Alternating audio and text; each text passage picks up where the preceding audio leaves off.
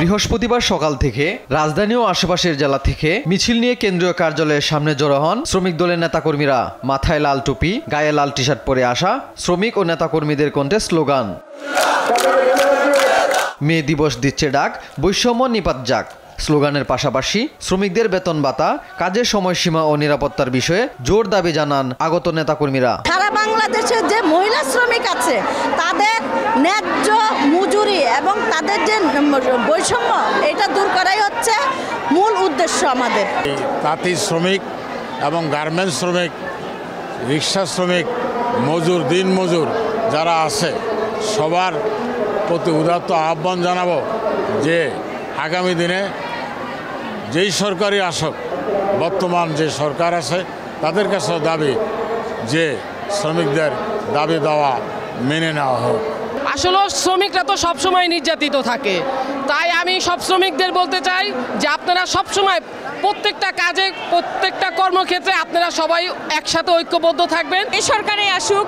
আমি জানি যে আজকে যে শ্রমজীবী মানুষ যারা খেটে খাচ্ছে এদের জন্য আমরা ভালো আছি, আমরা খেয়ে ভালো আছি, পরে ভালো আছি, এদের জন্য আমরা ভালো আছি। তাহলে এদের কেন ন্যায্য মজুরিরা পাচ্ছে না? অবশ্যই সেটা আমরা ব্যবস্থা করব।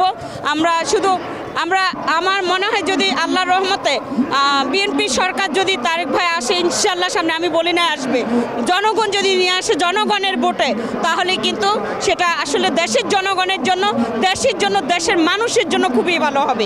এ সময় তারা বলেন, সংস্কারের নামে নির্বাচন যেন কোনোভাবেই বিলম্বিত না হয়। স্বৈরাচার ফ্যাসিস্ট 111-এর বিরুদ্ধে আন্দোলন করছি দেশনায়ক তারেক রহমানের নেতৃত্বে।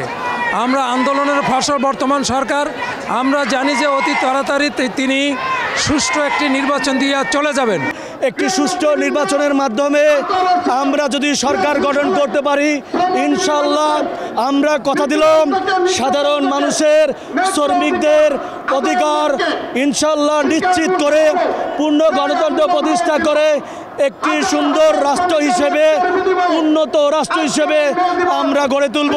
জাতীয়তাবাদী শ্রমিক দলের আয়োজিত সমাবেশে দলের কেন্দ্রীয় নেতাদের পাশাপাশি অঙ্গ ও সহযোগী সংগঠনের নেতাকর্মীরাও অংশগ্রহণ করেন। এইচ হিমেল, দেশ টিভি, ঢাকা।